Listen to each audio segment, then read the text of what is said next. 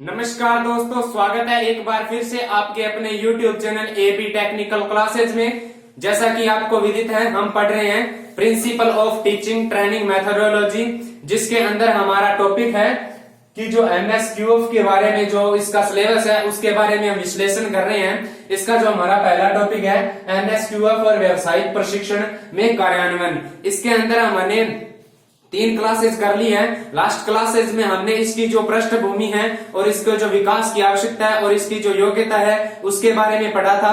आज हम इसके जो डोमेन है MSQF में जो 5 डोमेन है उनके बारे में पढ़ेंगे, जो क्या सबसे ज्यादा परीक्षा के अंदर पूछे जाते हैं। इसके अंतर्गत से अगर आए तो 2 से 3 क्वेश्चन आपके एग्जाम की पॉइंट ऑफ व्यू से देखा जाए तो 2 से 3 क्वेश्चन पूछे जाते हैं। तो दोस्तों, अभी तक आपने हमारी वीडियो को लाइक नहीं किया तो वीडियो को लाइक कर दें, और हमारे चैनल को अभी तक सब्सक्राइब नहीं किया है तो चैनल को सब्सक्राइब कर लें। और वीडियो कैसी लगी आप कमेंट बॉक्स में जरूर बताएं।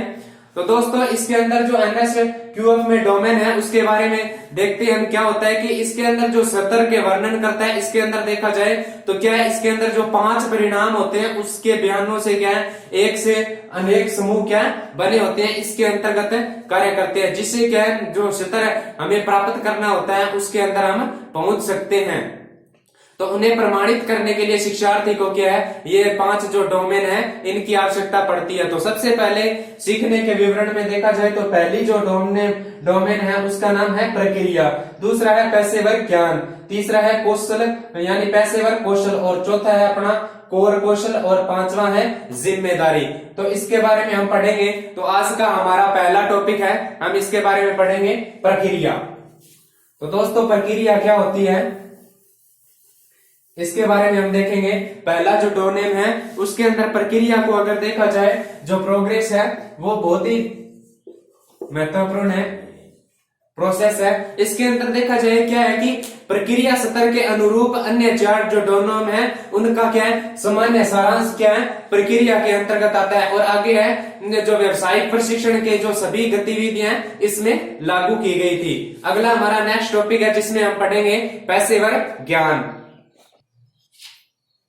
जो प्रोफेशनल नॉलेज है उसमें हम देखेंगे कि प्रोफेशनल नॉलेज में क्या होता है। सबसे पहले क्या होता है कि जो ज्ञान है, नॉलेज है, उसकी गहराई सामान्य या विशिष्ट हो सकती है। इसकी जो डेप्थ देखी जाए तो वो क्या है, गहराई सामान्य और उसकी जो विशिष्ट हो सकती है। उसके अलावा देखा जाए तो जो नॉलेज है उसका क्या है, विकास एक ही विषय से लेकर ज्ञान के बहु विषय क्षेत्र तक भी हो सकता है। एक विषय से लेकर अनेक विषयों तक भी ज्ञान संपूर्ण इसका क्या है, बंटा हुआ अलग अलग भाग में हो सकता है। उसके अलावा देखा जाए तो ज्ञान क्या है, ज्ञान का प्रकार मूर्त से अमूर्त तक होता है। मूर्त से लेके यानी जो चल रही है उससे लेकर और जो नहीं चल रही है, एक खड़ी चीज है उसके रूप में, और खंड यानी अलग अलग से लेकर संचय यानी कि संपूर्ण जो मिली हुई है उस तक भी इसका विस्तार हो सकता है। उसके बाद देखा जाए तो जो व्यावसायिक ज्ञान है वो क्या है, एक शिक्षार्थी को उस विषय के संदर्भ में जानना चाहिए और समझना चाहिए जिसका वर्णन गहराई, विस्तार और ज्ञान के प्रकार और जटिलता के रूप में किया जा सकता है या किया गया है। उसके बाद देखा जाए तो ये जो प्रोफेशनल नॉलेज है इसके बारे में क्या है, ज्ञान की जो जटिलता है और ज्ञान का प्रकार है उसकी गहराई, विस्तार के संयोजन को संदर्भित करती है। इसका यह डोमेन है जो RT पाठ के व्यवसायिक प्रशिक्षण में लागू किया गया है। नेक्स्ट देखेंगे दोस्तों हम पेशेवर कौशल यानी जो प्रोफेशनल स्किल है। दोस्तों, जो प्रोफेशनल यानी कि जो प्रोफेशनल स्किल है उसके बारे में देखेंगे। क्या होता है कि जो यह क्या होता है, वह व्यावसायिक कौशल है जो क्या शिक्षार्थी को करने में सक्षम होना चाहिए। ये कौशल के प्रकार और जटिलता के संदर्भ में वर्णित होता है। इसके अंदर क्या सहज तार्किक यानी कि जो इसके अंदर जो आसानी से रीजनिंग होती है वो, और जो उसकी महत्वपूर्ण जो सोच है उसका उपयोग को क्या शामिल करने के अंदर संज्ञानात्मक और जो रचनात्मक कौशल है यानी कि जो उसकी आर्ट कला है, उसका आर्ट स्किल है, वो इसके अंदर क्या है, प्रोफेशनल स्किल के अंतर्गत आता है। उसके बाद देखा जाए नेक्स्ट है इसके अंदर क्या है, पारस्परिक कौशल और सामान्य कौशल। जो प्रोफेशनल स्किल है इसमें क्या है, जो पारस्परिक यानी सोशल स्किल है, और उसके बाद जो जर्नल स्किल है वो इसके अंतर्गत आती है। इसके अलावा जो लिखित है, मौखिक है, साक्षरता और जो संख्यात्मक कौशल के सहित संचार कौशल है, क्या इसके अंतर्गत आते हैं। आगे हम देखेंगे दोस्तों, अगला हमारा नेक्स्ट टॉपिक है मुख्य कौशल यानी जो कोर स्किल है।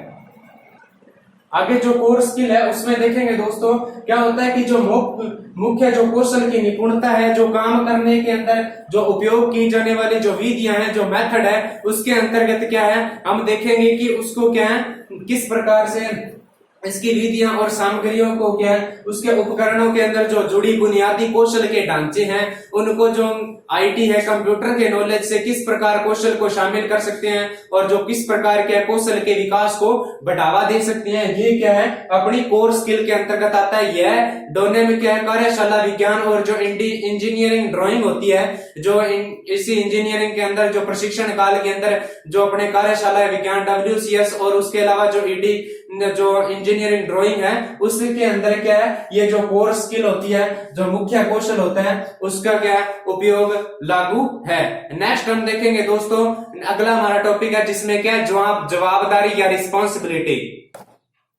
जिम्मेदारी या जो रिस्पॉन्सिबिलिटी है उसके अंदर देखा जाए तो इसके अंदर क्या है कि जो निम्नलिखित ये जो पहलू हैं वो क्या है इसके अंदर निर्धारित होते हैं। सबसे पहले देखते हैं कि कार्य संबंध की प्रकृति। जो कौशल कार्य है, जो कोर स्किल के अंदर जो डोमेन NSQF की योग्यता के आधार पर जो स्किल है, उसमें क्या है, जो कार्य के संबंध की प्रकृति है उसको देखा जाएगा। उसके बाद क्या होता है, जो अपने और दूसरे के लिए जिम्मेदारी की सतह है, किस प्रकार का उच्च स्तर है, उसको देखा जाएगा। उसके बाद क्या, उसका जो संचालन है, मैनेजमेंट है, उसको चेंज वे में रखना, उसको बदलना, और जो कार्यवाही का लेखांकन है, उसकी लेखन कला है, उसके बारे में किस प्रकार देखा जाएगा। उसके बाद यह जो डोमेन है वो क्या सभी शिक्षार्थियों और जो प्रशिक्षक गतिविधियों के लिए क्या व्यावसायिक प्रशिक्षण में लागू होता है। इसके अलावा देखा जाए जो विवरण करता है, उसके अंदर जो सीखने के प्रोग्राम के योग्यता स्तर पर निर्धारित किए जाते हैं। कई योग्यताओं को कार्यक्रमों का संतुलन को अमान्य करता है। शिक्षार्थियों और अन्य जो उपयोगकर्ता की योग्यता है उसके साथ संचार करने के आधार के रूप में इसका प्रयोग किया जाता है। उसके अलावा देखा जाए तो उसके अंदर क्या होता है, जो शिक्षा और प्रशिक्षण के सत्र के अंदर जो भीतर और प्रगति के रास्तों के निर्धारित के संरक्षक के रूप में इसका कार्य किया जाता है। तो दोस्तों आज हमने पढ़ा जो NSQF के जो 5 डोमेन हैं उनके बारे में। मुख्य जो 5 डोमेन होते हैं, क्वेश्चन ये पूछा जाता है कि जो NSQF में कुल जो मोस्ट इंपोर्टेंट डोमेन है वो कितने होते हैं, तो 5 होते हैं दोस्तों इनके बारे में। तो दोस्तों वीडियो कैसी लगी, डिस्क्रिप्शन बॉक्स में आपको उसका लिंक मिल जाएगा जो आपने लास्ट वीडियो देख रहे हैं। उसके अलावा आपको कोई भी दिक्कत हो, कोई भी प्रॉब्लम हो तो आप हमारे से कमेंट बॉक्स में लिख के कोई भी डाउट क्लियर कर सकते हैं। धन्यवाद दोस्तों, जय हिंद, जय भारत।